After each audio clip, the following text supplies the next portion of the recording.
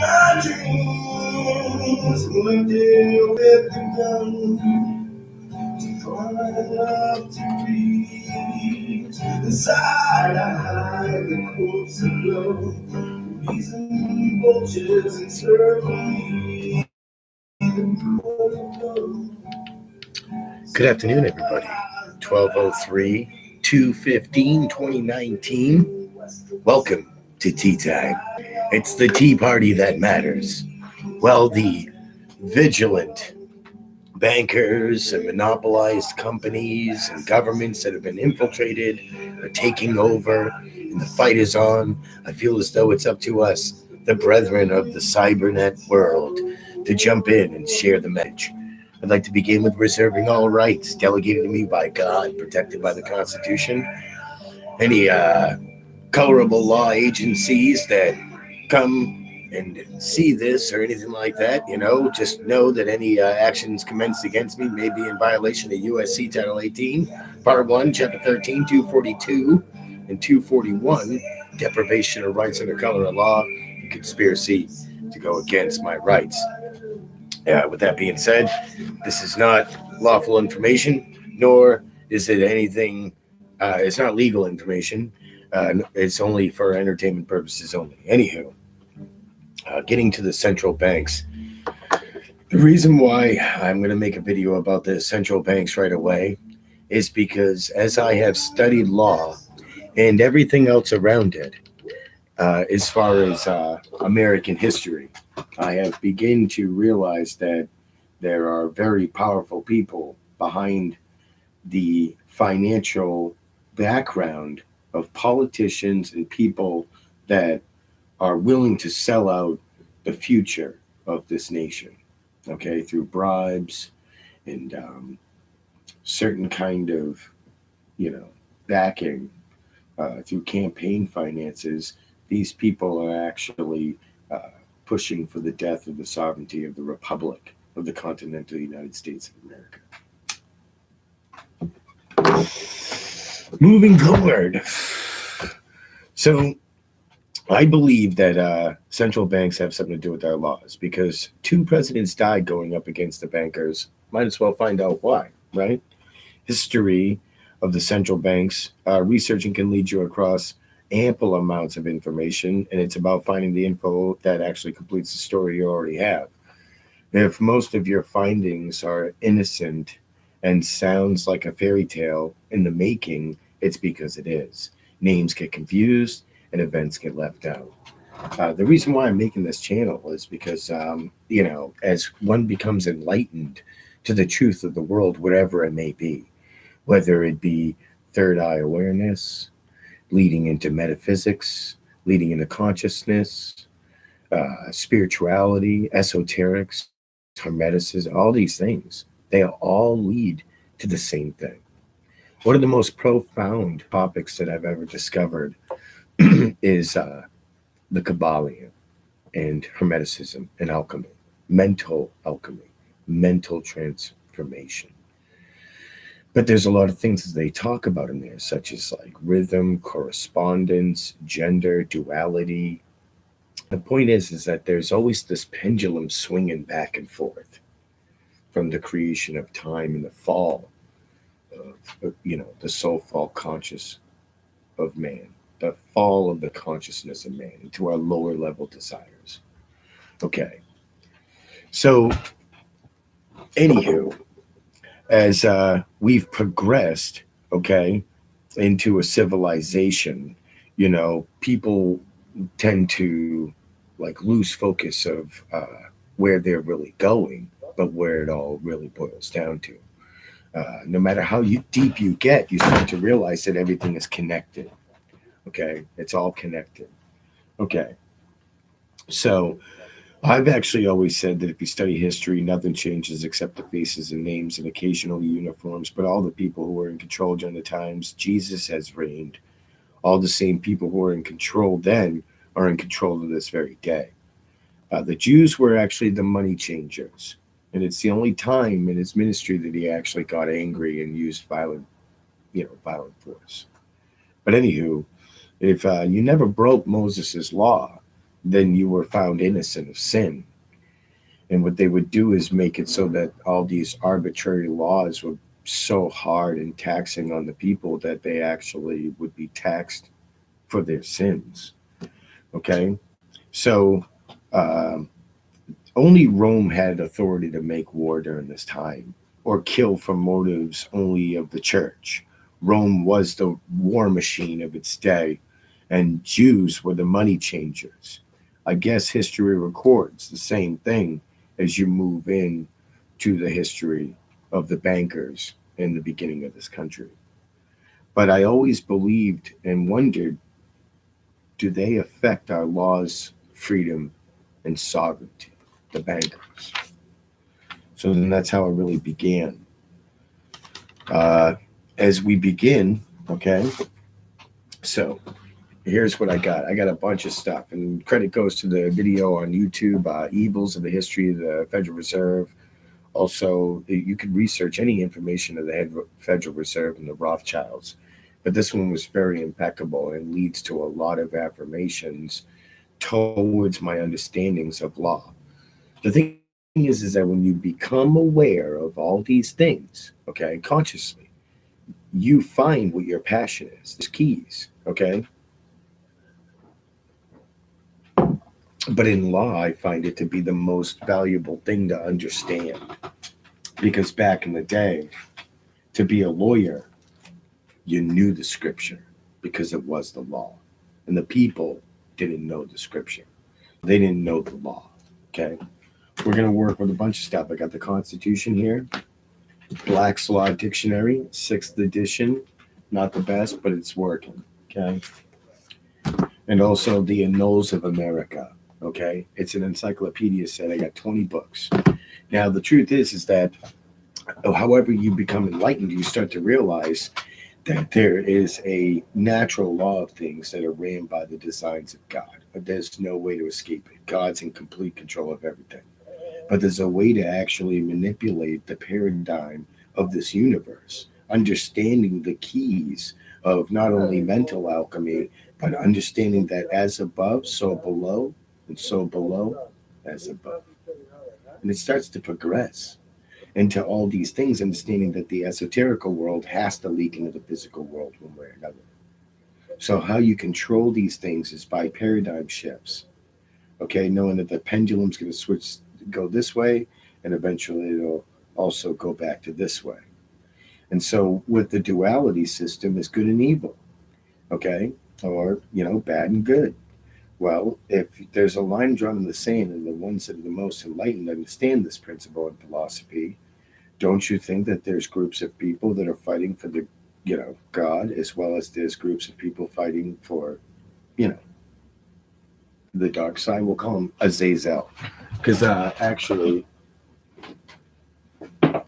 if you read this book right here, you'll find who the serpent really is, who Satan really is. Okay?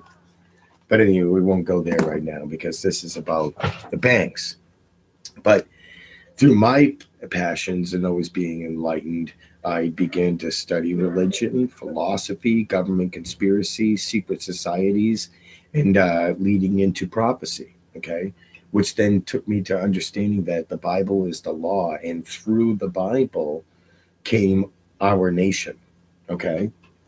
And that's proof right here in the Annals of America, discovering a new world, okay? And moving on too. Resistance and revolution. But we're going to get into this now. So remember now, I believe that the history of the banks is controlling our laws, okay? It has destroyed fundamentally the republic of the continental United States of America. So the money changes 2,000 years ago. Jesus drove the money changes out of the temple. It was the only time Jesus used force during his ministry. When Jews came to Jerusalem to pay temple tax, they can only pay it with a half shekel, a half ounce of pure silver. There was a shortage of these coins, so they would raise the tax fee, cornering the market. They made exorbitant amounts of profits, and because the monopolization of money in the market, they were able to actually get super rich and become the money changers. 200 years before Christ, Roman emperors tried to diminish their power of the money changers. Two early Roman emperors tried reforming the usury laws. Keep in that mind usury, because we're going to discuss definitions of laws later.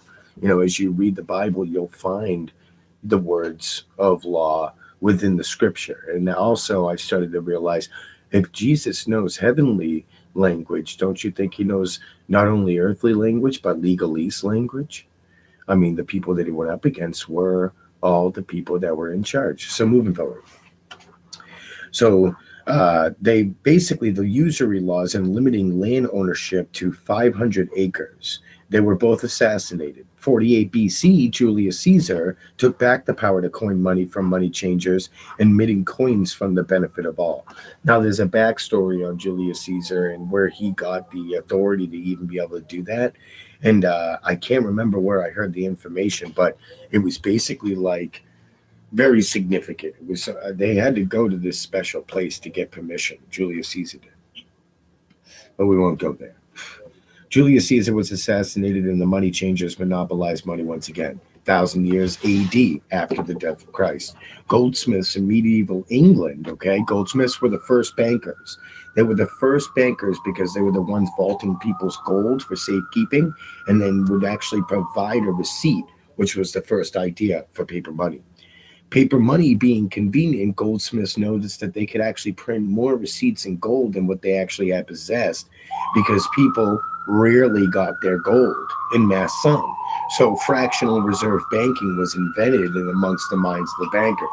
How clever. Fractional reserve banking, okay?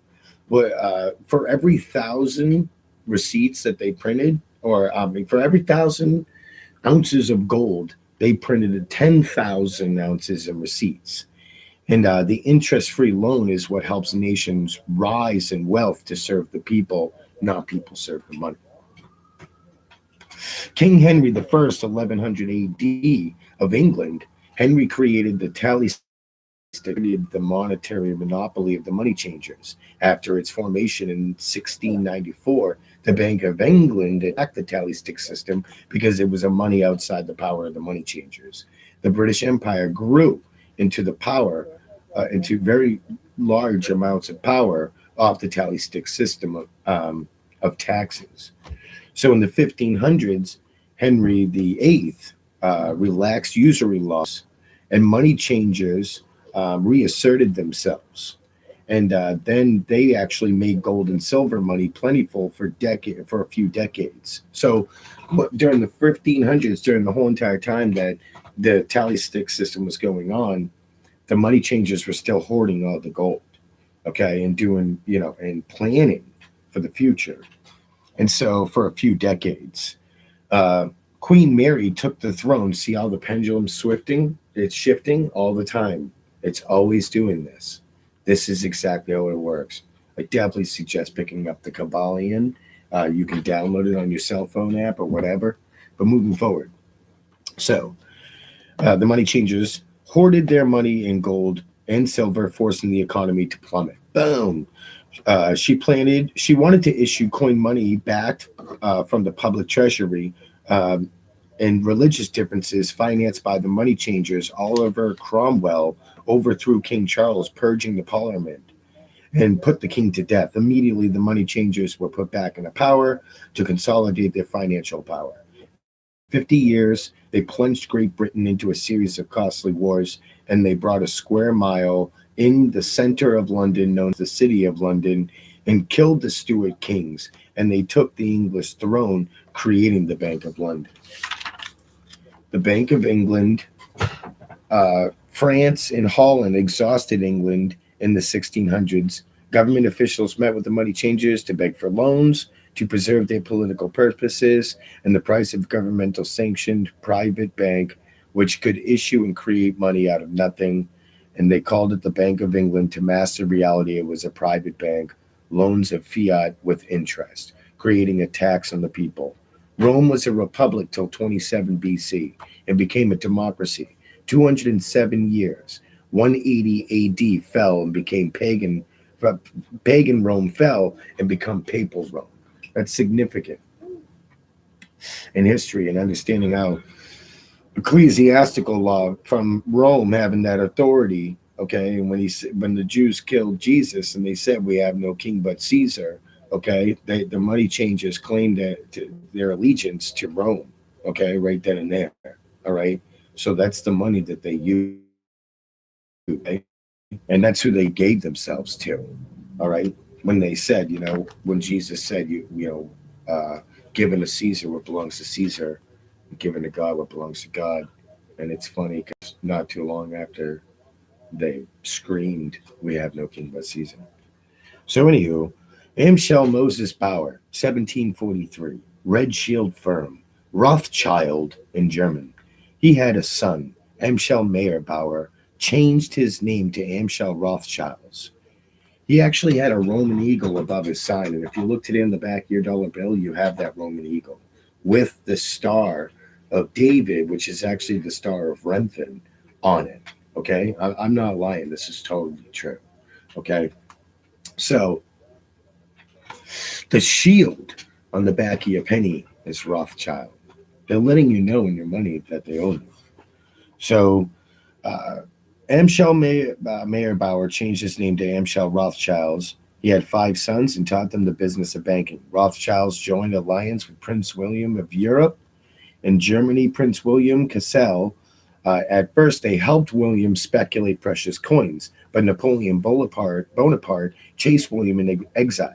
He sent 550K in pounds, a gigantic sum, to the Nathan Rothschilds in London to buy consols known as British government bonds, government stock.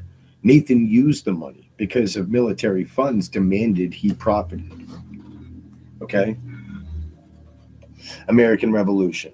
The America starting as a British colony from the 1500s and 1700s. British governments were in debt after four costly wars since the creation of the Bank of England. They borrowed 140 million pounds, so they started focusing on raising revenues from the American colonies in the mid 1700s. This is absolutely true. It's in the annals of America. They're talking about how they started to tax us and wanted to do all these things to us, which created the Tea Party. See? Boom. Okay. These are golden nuggets, my friends. So as we go, they started focusing on raising revenues from the American colonies in the mid 1700s. Most of Americans were poor. There was not much gold or silver to coin money for everyone to pay off the interest loans from the Bank of Rothschilds, aka money changers, aka Satans of Lucre or Lucifer. At this time, America had not been divorced by the centralized bank. Here we go. Now, Independence Hall in Philadelphia is where the Declaration of Independence and Constitution was signed. Pre-Revolution, America was relatively broke. I found another video that actually ties these guys towards Marxists when they started this country and wrote in the Constitution, which, is pretty coincidental, but we won't go there right now. All right, this is the history of the bankers, okay? Pre-revolutionary. So the Constitution was signed. Okay. So the continental Americas experimented with printing their own homegrown money. In 1757, Benjamin Franklin went to London. During this era, American colonies developed the colonial script. Okay. It was a fiat currency, but interest free money. And each colony issues out their own money, creating out of control of purchasing powers with no interest. The secrets of money had been revealed. That money basically is just a tool, and whatever you decide to give something value of is the power that you obviously give to that particular product. I mean, we could totally alleviate money and go to bullets or seeds, and then that'll be a value. But they decided to have their own fiat currency with no interest, built up their own government. Okay, so the result from Britain passed the Currency Act of 1764, prohibiting taxes to be paid in their own money. So what they're saying now is that, oh yeah, so in their own money and only in gold and silver standard. So what they're saying is that you guys are printing your own money, so we're going to pass an act that you won't be able to pay taxes to us unless it's in gold, money that's backed by gold and silver. So in 1 year, the conditions were so reversed that the era of prosperity ended and the depression set in. So already, right before the war, the Revolutionary War, bankers are starting to put a stranglehold on America. So, basically, the streets and colonies were completely filled with unemployed. So this was the cause of the Revolutionary War. George III and the international bankers were bankrupting the newfound world, draining our gold and silver. We had no choice but to print money to finance the war. 12 million was originally what we had. So from 12 million in debt after the war, we were 500 million in debt after. So this is before was $12 million to European bankers. After the Revolutionary War, now we're $500 million in debt to them. So 1781, the Bank of North America was created. 1785, the charter expired and these banks plummeted the value of the dollar. 1787, replacing the Articles of Confederation, having a constitutional convention, the rich will strive to establish their dominion and enslave the rest.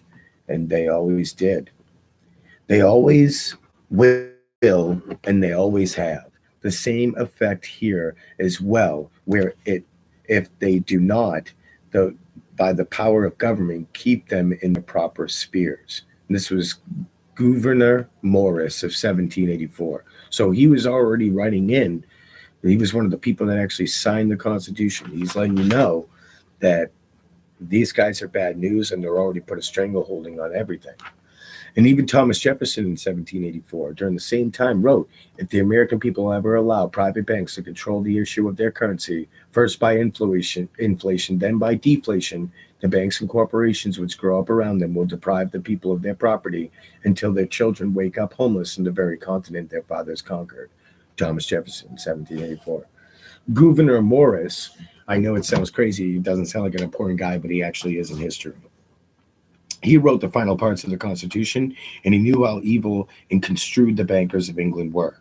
Robert Morris and Alexander Hamilton helped the first Bank of North America. So already we have Marxists in the system, a negative versus positive. We have people trying to preserve the republic, keep bankers out, preserve the prosperity so that, milk used to be 5 cents. Think about it like this. The dollar is only worth 2 cents. You go to the store, you buy it for $2. Oh, so there you go. So it's really worth 4 cents. Okay. You go to, so that's at Aldi's. You go to Walmart, man, it might be a little bit expensive. Or you go to the store, it's like $4 because of the taxes that they're paying on it. Anywho, whatever. Okay. So Alexander Hamilton was backed by European bankers. We forgot about colonial script while the bankers had not. So 1790, Alexander Hamilton established a bill for the bankers, created another bank, the first bank of the United States, or the BUS. Okay? They were given a monopoly on printing US dollars. 80% of the stock would be held by the new investors, and they never pay off the total share. Taxpayers would pay off their incurred debt and interest, never really paying off the debt, continuing to lose all lands and property.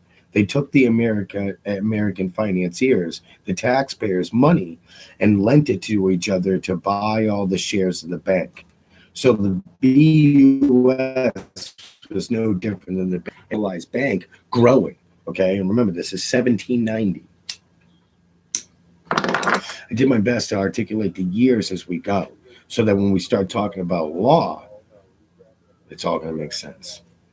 1800, Paris, France. Napoleon's rise to power. He never trusted banks. Napoleon declared when a government is dependent upon bankers for money, the bankers, not the leaders of the government, are in control. The hand that gives is above the hand that takes, is what he said. And money has no motherland. Financiers are without patriotism and without decency. Their sole object is gain. That was Napoleon Bonaparte. In the 1800s, exactly year 1800, Thomas Jefferson struck a deal with Napoleon, third president. 1803, Jefferson gave Napoleon $3 million in gold for a huge chunk of land known today as the Louisiana Purchase. Napoleon forged an army conquering Europe. Prussia, Austria, Russia went bankrupt trying to defeat Napoleon. Nathan Rothschilds funded both sides of the war, while Napoleon. See, the bankers are like, nah, little puppet masters, you know? And think about a banker, because they're like lawyers, you know, and they got lawyers writing their laws so they can do the things that they do. So Nathan Rothschild funded both sides of the war, while Napoleon in exile temporarily defeated by England with help of Rothschild. America was trying to break free of its central bank as well. So Napoleon went into exile, and everybody thought that they, like, were, at war with him and stuff. So, death of the first bank in 1811, a bill was passed before Congress to renew the charter of the first bank. In a heated debate, the legislators of Virginia and Pennsylvania asked the Congress to kill the bank. Finally, an independent press rose to the top of the mountains of truth, screaming from the media tops of the vipers and thieves of the banks. Within 5 months, England attacked the USA, and the War of 1812 began. Brits were fighting Napoleon, ending in a draw between the US and the Brits. So at this time, there was a draw between us while Brit was like fighting Napoleon, right? And back in London, so in 1815, a year after the war in America, Napoleon escaped exile and equipped an army. So while war debt generative motives known by the banks, they funded both sides of the war once again. So back in London, Nathan was at the British stock market, and before, if Wellington, who was the person who was fighting Napoleon, right, the general for the French army, had lost the economy, stock market would be in grave danger. So Nathan started looking sad and started selling. This caused a panic, believing Napoleon actually won the war and Wellington lost. The market had plummeted. At this point, he had then had agents buying up all the stocks, owning all the shares of London and the entire Bank of England. By the mid 1800s, dominated all banking, bond markets, and other industrial concerns. In 1816, 1 year after Waterloo, Congress passed a bill allowing another private banking system, the Second Bank of the U.S. It mirrored the same bank of the first, while Rothschilds seized the BOE, the Bank of England. Word quickly spread of the Rothschilds here to the United States. 12 years after the passing of the bank bill in 1828, Andrew Jackson began his fight against the bank. A 20-year charter. Bankers asked 4 years before the 20 years were up, and Congress actually agreed, but when passed to Andrew Jackson's desk, he vetoed the bill. 1832, Jackson took the road campaigning against the bank and was reelected and began his battle immediately. So as you can see, in the rise of this nation, we're already going against money changers for money, power, sovereignty, okay? Which is actually printed in the Constitution, but there's a long story about this Constitution. There's an original Constitution, and then there's also constitutions of your state. So every state has their own constitution within the Union under the Articles of the Confederation, the Declaration of Independence, and the Constitution itself. And during the Act of 1871, bankers and lawyers manipulated the people, changed the original 13th Amendment, and also created a whole new separate constitution. That's why this is very important. So what they did was he ordered many treasury chairmen to take all the assets from the bank and into a separate state government treasury. 6 months after taking funds from the bank, he was censored, and he called them a den of vipers, fighting for a charter of 20 years. Biddle boasted about a plan to crash the economy. This caused a suspicion on whether the crash was caused by the bankers. In 1835, Jackson paid off the final installment of the U.S. debt, the only president in history paying off the debt to be free. So this was 1835. Think about 1835, America at a civil war. Okay? Now here we go. 77 years later, we have war. So this is how bankers work. Whenever a nation is free, they could circle them and fight them and destroy and topple their governments. whether it be under religious aspects known as communism, Marxism, or just completely toppling the government and creating a democracy. America thrived.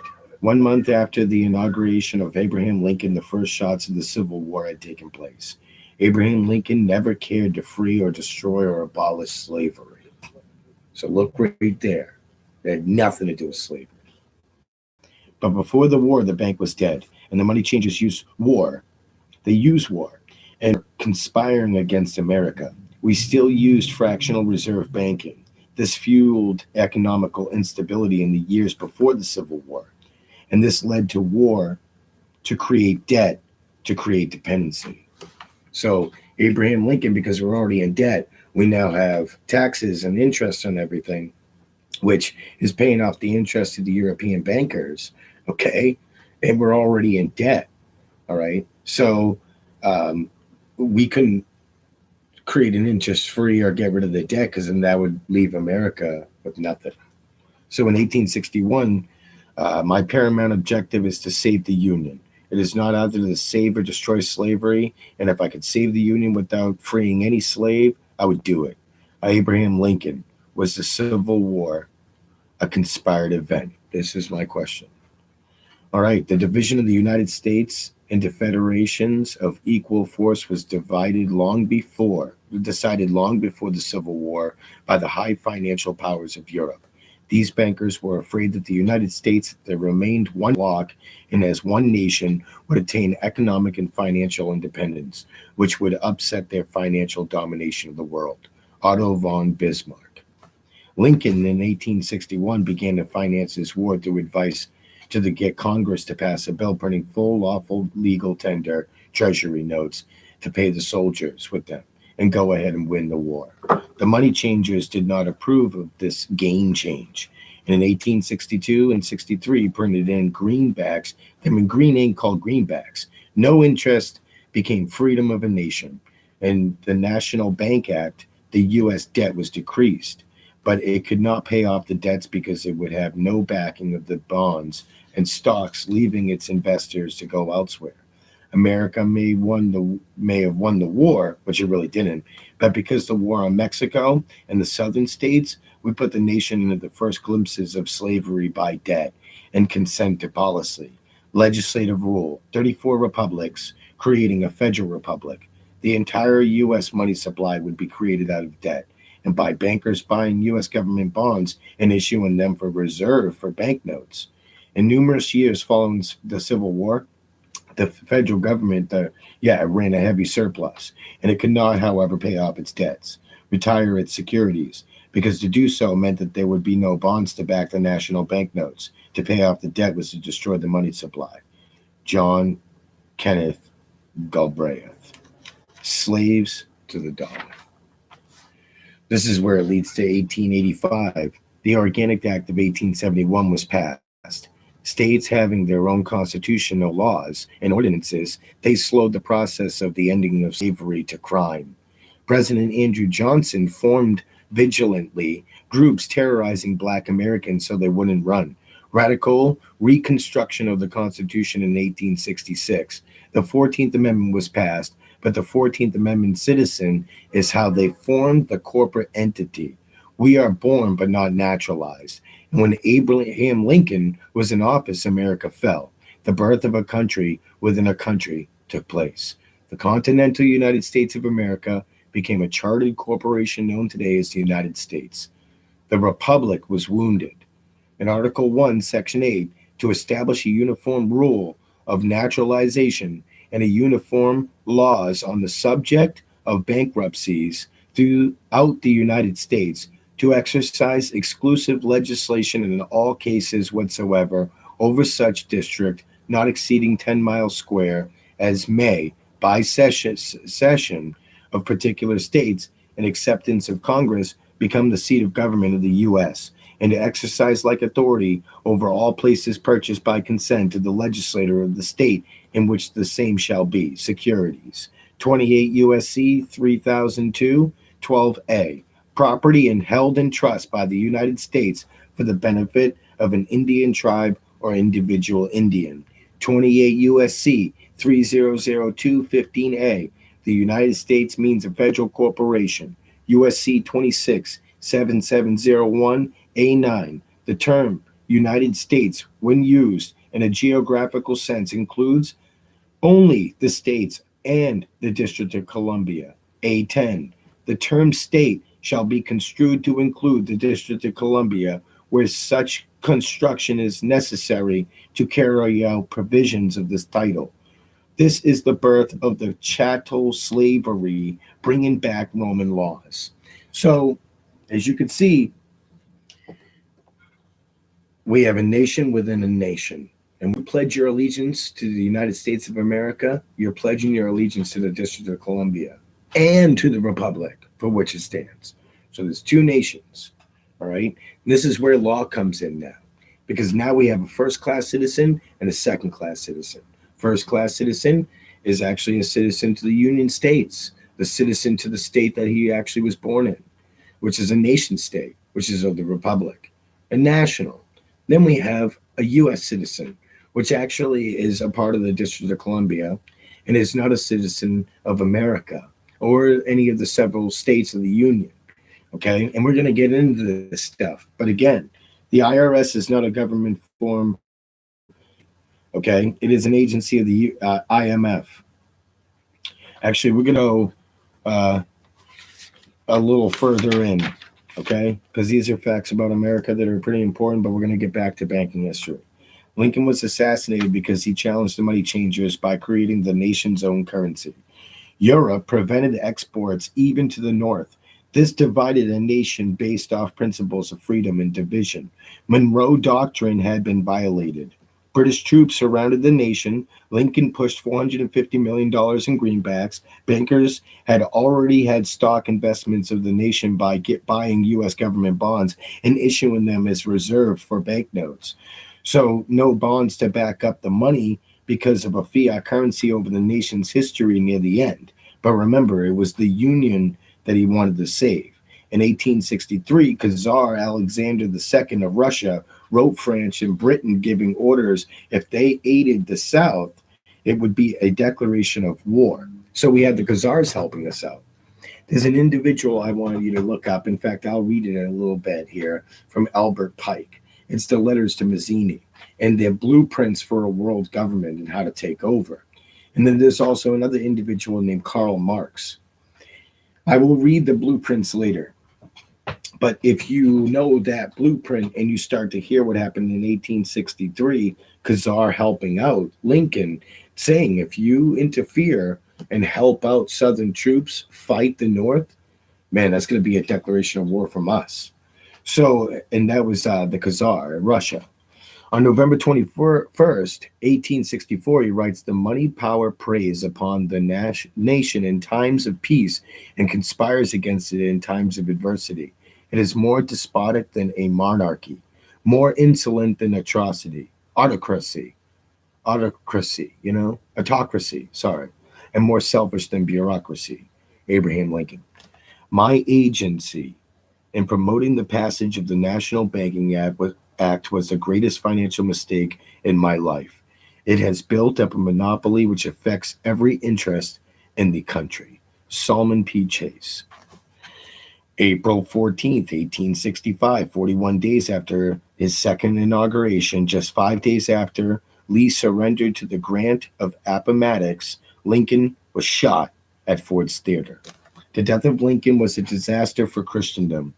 I fear that foreign bankers, with their craftiness and tortuous tricks, will entirely control the exuberant riches of America and use it systematically to corrupt modern civilization.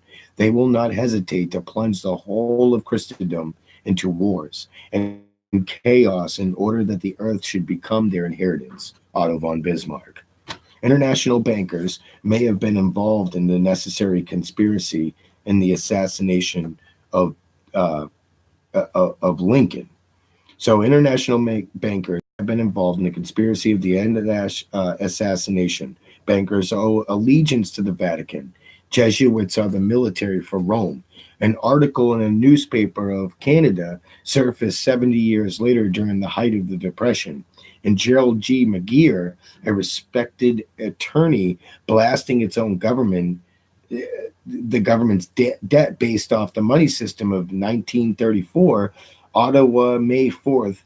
Gerald Granton McGeer, Vancouver lawyer and student of President Lincoln, still insists there is plenty of evidence to support his conclusion that the great emancipator was assassinated by agents of the international bankers of the day. Vancouver Sun, Continental, Abraham Lincoln, the martyred emancipator of the slaves, was assassinated through the machinations of a grasp representative of the national bankers who feared the United States president's national um, credit ambitions, and the plot was hatched in Toronto and Montreal. Lincoln was the most powerful reformer of his day. Remember, he was also a lawyer, and had he lived, he would have established a national currency system in the U.S. The international money changers wanted to have all money backed by gold and silver for every nation in the world to gather all the gold in the world. 1994 was the year greenbacks were no longer circulated. Whether being guided by the hands of God or conspired, I believe Lincoln's intentions was to leave legislative loopholes to hold stock on every citizen, the same as today, but to benefit the U.S. government, not bankers. To preserve a union is to know something is broken. The Annals of America, 1858, The Union and Popular Sovereignty, page 2 to 10. The Annals of America, 1858, Freeport, August 27, Lincoln's speech, page 1517. And the Annals of America, Douglas's reply, need populists to enforce rule over such lands and people. And that's page 17. And so, 4/12/1866, nearly 1 year to the day of Lincoln's assassination, Congress passed the Contraction Act, authorizing the Secretary of Treasury to retire the greenbacks. Whew. Be 2 minutes in. The money changers wanted two things: the reinstitution of a central bank under their exclusive control and an American currency backed by gold. Their strategy was twofold. As we progress and we start to see they used all America's finances to be able to fund wars to plummet us into debt and to also grow the federal government that we have today. And remember, the United States is a corporation, and you can not be a citizen unless you declare your allegiance as a citizen, and through birth certificates and social security numbers actually makes you a citizen. We're going to go into eventually here definitions of law, okay?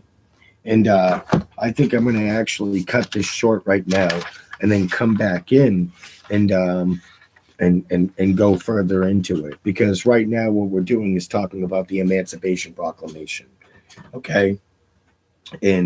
But it's incredibly significant to appreciate and understand the history of the bankers, because that starts to put history into a better retrospect of why we go to wars and why people who discover that the birth certificate is actually a bond.